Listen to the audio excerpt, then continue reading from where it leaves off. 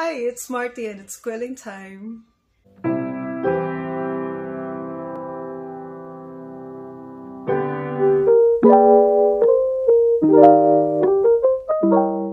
For today's video, as you have seen in the title, we will be experimenting. And that's because I'm really curious if we could switch all of this unnecessary screen time to reading. Because for me, reading is crucial in the formation of the mind of youth. Reading is an important skill, especially if you would like to advance in the field of your profession. Reading is a must. However, we tend to just set it aside because we say reading is like a tedious task. There are also people that would say that yes, they have the resources, but they do not have the time to read. But did you know that we have actually recorded 47% increase in our media consumption just during the first quarter of 2020, and that's heightened because of lockdowns, quarantines, and so on. So if we have this much time and this much energy to spend on screen, this is what I wonder. Why then we do not read? So in this experiment, I will be sharing with you my experience for this week, switching all of my screen time to reading. But to be clear here, when I say screen time, I'm referring to the time you spent or the hours I spend doing non-essential things on my phone. So before recording this video, I have already checked screen time. In my Android phone, I spend an average of 2 hours and 25 minutes just by mainly scrolling through Facebook, using Messenger, and YouTube. But I was actually proud of myself upon checking that. However, when I checked my iPad, my average screen time last week was 4 hours and 48 minutes per day. What am I doing with my life? So let me just get the average of that. So getting the average of those two screen times on those two devices, my average is 4 hours and 13 minutes every day. Every day. What am I doing with my life? What am I doing? So I'm really excited for this experiment. Imagine what I can read every day with those 4 hours. Right? So starting today, I will try my best to, instead of getting my phone to check Facebook or Instagram, I will be picking up a book. Especially the month of August is for Weekathon, where we read Filipino authored books, and I haven't finished a book yet. And the first book that I have picked up and would like to finish in this reading vlog is The Mystery on 17th Street by Annie Gora. This is set in Cagayan de Oro, and it is about this small community in the 17th Street, and we follow the perspective of Agustin. This is told in first-person point of view. That is this child, Agustin, this one. And there is this rumored witch in their town, and this book really screams Pinoy, and I resonate so much with all of this rural legend. And now I am thinking that maybe in all corners of the Philippines we have this person that we rumor to be a witch in our community. The small town of the 17th Street is really heartwarming, and I'm actually enjoying it. It's like being chismosa because I get to see and get to know all of the lives of the people in this street, and I really feel close to them now. It's just like being a chismosang kapitbahay. So this short book actually hits 3 prompts from the Weekathon bingo card, and those are Bagong Salta, that is to read a book from an author you haven't read before, Decentralization, a book by a non-Tagalog author, and Bailan, a book about supernatural. However, I'm not really sure about the supernatural, but maybe a witch is supernatural? Yeah. If I have the time to read other books for Bailan, I would scrap the Bailan in the prompts that is targeted by this book. But for now, since this is my only book for Weekathon, just yet, I will consider this for the Bailan prompt. So that's it for the opening of this reading vlog / experiment, where we will be switching our screen time to our reading time. Today, it's a Sunday, but I am working.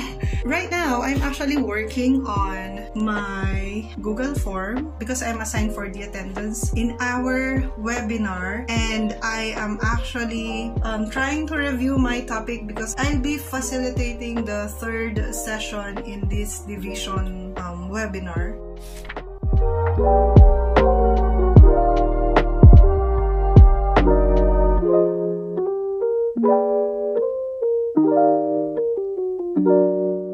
Just a side note, I just found out that hipon is not shrimp in Cagayan de Oro. In this book, hipon is actually a small fish and it's not shrimp. On this paragraph, it said he had a big smile on his face. Mang Tomas and I caught a lot of hipon and even some shrimp. So hipon is not shrimp, right? Wow. It's really an amazing experience whenever I am exposed to different languages in the Philippines. Like this one, all the while I thought hipon is the same in all parts of the Philippines, and that was so ignorant of me. The food here are just so Pinoy, and the descriptions of which food, especially those that the family would pick from their garden, it makes me want to plant more vegetables.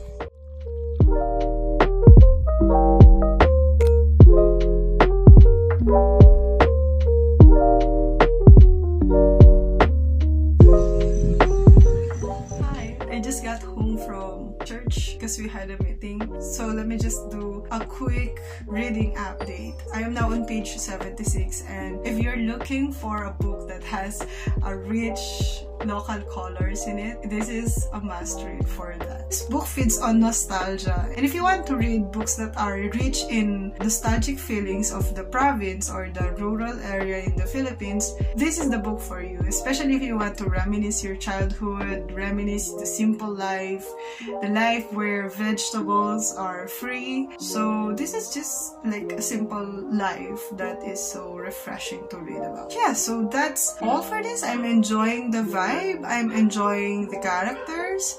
Writing style wise, it sounds too formal for me. Like the English is just too correct. Is that even a bad thing? I'm not sure. And this is coming from an English teacher.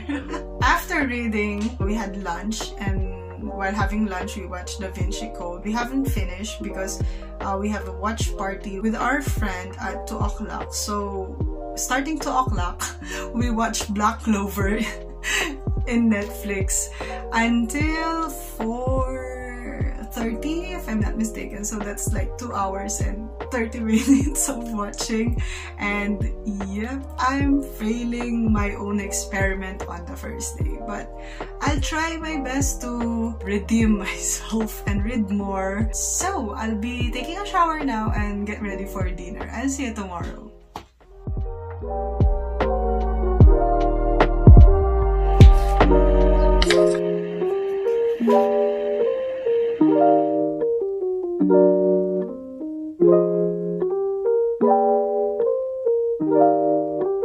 I'm done. Tapos na yung presentation ko. Am I happy? No. Am I satisfied with my presentation? No. I'm always not satisfied with my presentation. Every time. Am I happy that I'm done? Absolutely. So regardless of what you think about it, I'm happy that I'm done. Tara, magbasa na tayo.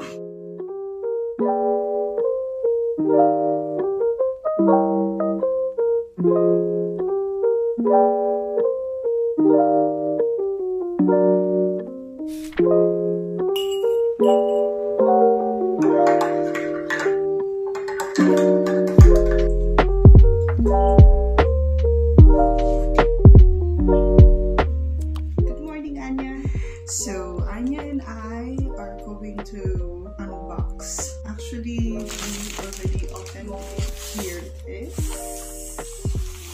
This is a shop in Facebook called Stylera.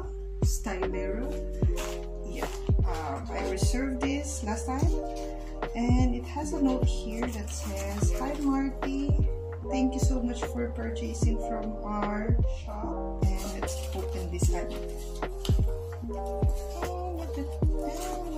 These are white blouses because I need blouses. White blouses. Because I need white blouses for my practice. Our uniform is black and white top and black skirts. And since my size has increased significantly, look at that. I'm now a large size. And I didn't have a large size. Ooh. First one is a long sleeves. Looks like this. It has a black ribbon. I'm gonna try this later. The other one is a short sleeves. This always happens to me whenever I buy a new dress or a new clothes, because I'm not yet used to buying large clothes for myself. I always look at them and say, this is too big for me, but then when I fit it, it fits. It fits, man. This is how big you are. No intended body shaming in there. It's just that for me, the sooner you acknowledge your size, the sooner you will look good in it, because you will look confident, you know, when you acknowledge your size. So you won't be wearing ill-fitting clothes because you're still in denial of your size. Girl, just acknowledge your size. There's nothing wrong with that. So here it is. Yep, short sleeves with like this is a close collar, not really a Chinese collar, looks like, and it has soft fabric. I really like soft fabrics. This one is an XL. See, it's an XL and it looks big, but look at those shoulder points. They're on point. This is my size. I'm so excited to wear all of this. This is a striped shirt. This one, oh, it's long sleeves. It has ruffles. It has a very interesting color. These came last night, but I'm already in bed, so hubby was the one who received them. So let's try them.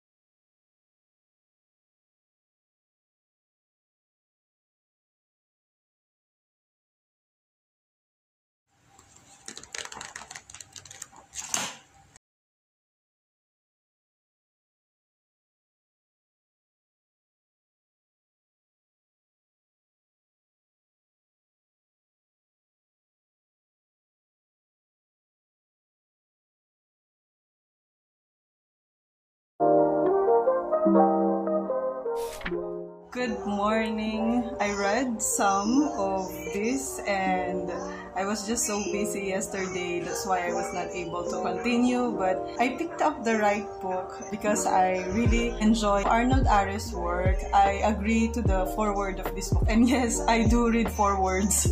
So yeah, I agree to the foreword of this book. Like, Arnold Arres' works are absolutely Filipinos. They reflect the Filipino lives without actually trying too hard. What I actually like about this book, it goes on and on the first few pages without dialogues. It's like just Arnold Arres showcasing his artistic skills, and his art is just so good, and I really admire his work. He's now one of my favorite graphic organizer, charot. Graphic artist, because his works are just as natural as they can be. So yeah, I'm going to read this all throughout the day. I hope to finish it, and I think I will be able to despite my ongoing meeting right now. That's my update for today. I'll be reading Halina Filipina by Arnold Are, and will be attending one meeting and one webinar workshop.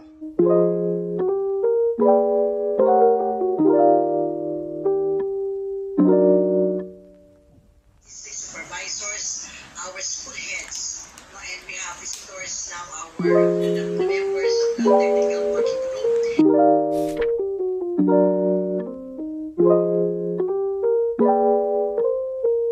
Going back class, I'm sorry, I really have to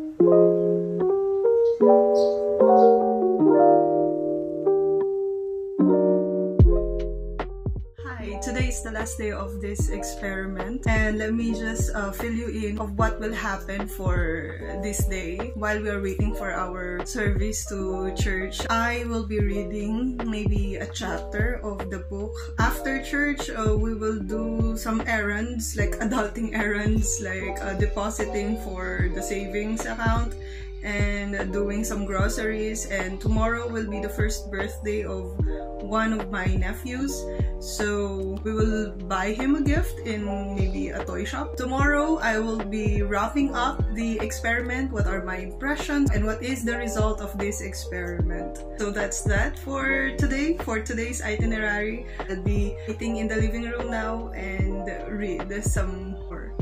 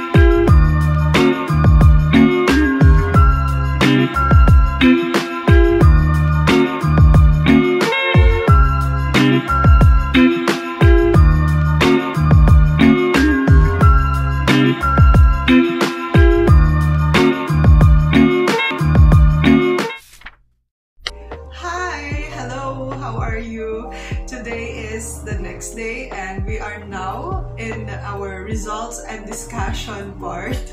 This is yarn. The analogy was because, again, I came up with this experiment because my action research for this school year is about digital well-being. My participants were my students in the online class, but in this experiment, my participant is myself. So I tried for a more personal use of this, and I would like to extend the results to you, which is surprisingly consistent with my first results when I had my students as my participants. So we will now move on to the results. I have 5 results. The first result of this experiment is we have successfully actually achieved our goal to read more. Because when I switch my screen time, my non-essential screen time to reading actual books, I was actually able to read and lessen my non-essential screen time. If I remember correctly, because I now forgot, the exact figures, but I got the difference from the screen time that I got last week and the screen time that I got this week, and that is less than 55 minutes or more or less 1 hour of screen time, considering that I actually had a webinar to attend and facilitate during the last week. So I really had to use my phone most of the time because teacher participants in our webinar would contact me using Messenger, and I use my phone to reply to those messages. So like yeah, considering that I still have work to do using my phone, I still got 55 minutes less my daily average of screen time. And if I remember correctly, my daily average back then was like 4 hours. So I got 55 minutes more reading time and 55 minutes less my non-essential screen time. What did I read? Now, what I read were Filipino books because in August, we celebrate the Buwan ng Wika or Buwan ng mga Akdang Pilipino. So I joined Wikathon. And Wikathon is a readathon hosted by Kate of Yatita Kate. And this readathon encourages the participants to read Filipino written books made in the Filipino language or a language from where you come from in the Philippines, because we have a lot of languages here in the Philippines and we have a lot of dialects, so you can read also from those dialects and languages. So I actually read 4 books. So the first book is The Mystery on 17th Street. Now this book was read for the prompts Bagong Salta and Decentralization and Kayod actually. Bagong Salta is a prompt that encourages the reader to read a book by a Filipino author that you haven't read from before. And that is true in this case because I haven't heard about Ani Gora. So this is my first book of Ani Gora that I read. It's like a satisfying childhood memory lane visit. This is filled with nostalgia. This book follows Agustin's perspective from his childhood to his adulthood, how he experienced his childhood in the 17th Street. It also features this witch in town that everybody calls a witch because of her eccentric and wild nature, and I guess we all have that witch in our town. And this is also set in Cagayan de Oro, which is really fantastic because I have never been outside the zone. So it really fascinates me about the culture and traditions and beliefs of Filipinos from Visayas and Mindanao. And this book is just so rich with local colors, and I learned a lot about the people from Cagayan de Oro and sailed through Cagayan River, and I really connected with them, and I felt like, wow, we're Filipinos, we all experience this. This is rich in local colors and the rural Philippines, the province. If you want to go back to your childhood experiences in the province, I highly recommend this book. The next book that we will be talking about is a graphic novel, one of the 2 graphic novels that I read for this week. This is Sandali by Mikey Jimenez and Mikey Marcan. This is also contemporary graphic novels. It features snippets of life, slices of life. If we have flash fictions like the book of Sir Eros Atalia, Wag Lang Di Makaraos, like those are 100 flash fictions. These are like Dagli in Filipino. This is also like that. It's like a flash fiction but in graphic novel version. It only has like few pages, couple of pages for every story, but each story is just heavy with life. And I realized, like, after reading this and even while reading this, I realized that we believe that we are the main character of our story, which is true. We are indeed the main character of our own life story, but we are also only side characters of somebody else's story. And that is just fascinating for me to realize. Like, it's a humbling experience realizing that I'm not the center of the universe, that all of these people that I meet or encounter every day whenever I go out, they also have their main plot and I'm just like a side story. Sandali, I really enjoyed this book. I highly recommend this book. If you are a fan of flash fiction, of contemporary, come on, read this book. This is a 5-star for me. Amazing. So yeah, read this book. And the last book that I finished for this week is this thick graphic novel by Arnold Are, Halina Filipina. Now, like what I said, whenever I read Arnold Are's work, if only all the graphic novels in the Philippines would be this thick, then it's worth your money.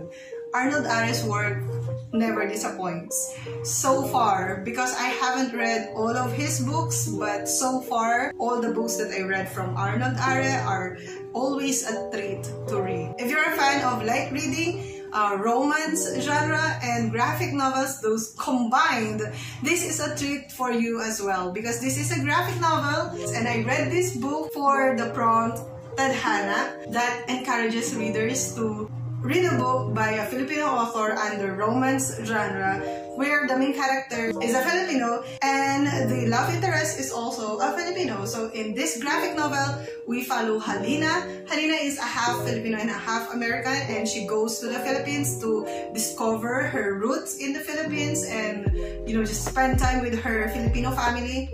And in her visit, she met Chris. Chris is a struggling film critic. One more prompt is Kayo. Kayo is a prompt that encourages readers to read a book by a Filipino author that gives emphasis or highlights the trade or the job of the main character. And in this case, we have Chris, and we saw how he struggled in earning every penny from the articles that he writes for the films that he critics. Arnold Are's work are so Filipino without even saying that they are Filipino, without the Philippine flag, they are Filipino. You know that just because of the situation of his characters, the life of the characters, the words, the dialogues, they express Filipino culture without, you know, without rubbing it to your face. It just feels real and relatable. Arnold Are's strength is breathing a character to life, specifically breathing a Filipino character to life. Arnold Are's work just feels so natural. They are ingenious and highly recommended for those who are looking for a high-quality Filipino represent among contemporary graphic novels. We have Arnold Are, and he is world-class. And the last book that I started reading this week, Ang Banal na Aklat ng Mga Kumag by Alan Derain. This book is highly creative. It is witty, satirical, it's a parody. And I read this book for the prompt by Lan, a prompt that encourages the reader to read a book by a Filipino author that features the supernatural. And if this book does not scream supernatural to you, I don't know what is. Okay, I don't know what is. This is just purely creatively supernatural, and I really adore this book. I was not able to finish this, but I will definitely finish. And I haven't finished this, but I have a 5-star prediction of this book. It attempts, and successfully did so, to combine our Christianity, you know, the Christianity or the Catholicism that was introduced to us by the Spaniards. These religious beliefs and traditions were combined with our pre-colonial culture and traditions and beliefs, and they mixed well. I cannot imagine the research that he did. It felt natural. This is called the Banal na Aklat ng Mga Kumag. Kumag here refers to insects or the lowly creatures of earth, like the crawling creatures like toko, the insects, the flying insects like fly, mosquito, pest, all of the pests. And this attempts to become their Bible, like imagining how, like humans, what if those kumags or those insects, those lowly creatures that we call pests in our lives as humans, what if they also have faith, right? What if they also have faith? What if they also believe in a savior? What if they also have a God? What if they also have a creation story? Where did they come from? Where did the bacteria come from? Again, this book is just so witty. And I highly recommend it, especially to Filipino majors. If you're a BS Ed major in Filipino and you are interested in or looking for books that are high quality, this book is just so bold in showcasing these awards because it won a lot of awards. So enough of this book. You know, when I like the book nowadays, I tend to blabber a lot about it. Not actually doing justice to the book. So I hope I talked about this enough. So I will be now putting this down and talk about the next result in our experiment. So that's the first benefit of this experiment. You can actually read more if you will switch your non-essential screen time to reading, regardless of the format that you read. The second one is, in my case, because I have poor eyesight. I have astigmatism and nearsightedness. So less screen time for me also means less eye strain. So after I did all my job for the webinar, I make it a point to move away from screen and read books, and reading physical books instead of ebook actually gave me less eye strain. I felt relaxed and I actually slept more. So if you want to treat your eyes, just move away from the screen. It is proven less eye strain. So the third benefit is because I was not on my phone all throughout the day. When I wake up from my afternoon siesta, which is a late afternoon siesta that I don't usually do, but when I wake up, we actually had time, me and my husband, we actually had time to spend together because I'm not scrolling through Instagram anymore or Facebook. We actually had the time to talk to each other, like actually talk to each other. And when we watched a movie, we actually talked about the movie and exchange ideas, which is really a nice thing to do and a nice thing to have. Having somebody that has the same wavelength with you, talking about ideas and stuff, and sharing insights that you have about the movie that you are watching or the TV series that you are watching. And yes, we actually had a stronger and more open relationship during the week of the experiment, which I really appreciate. And not just that, I was able to actually spend more time talking to my family members instead of using my phone. Because whenever I read, I don't know, whenever I read, they talk to me. I don't know why that happens, but whenever I hold a book, they talk to me. Does that also happen to you? Like when you open a book, somebody would come to you and talk to you? But I appreciate it. I appreciate the time that I spent with my family, the stronger relationships that I have, especially during the week of the experiment. The fourth benefit is I really had more time to reflect. I reflected about life.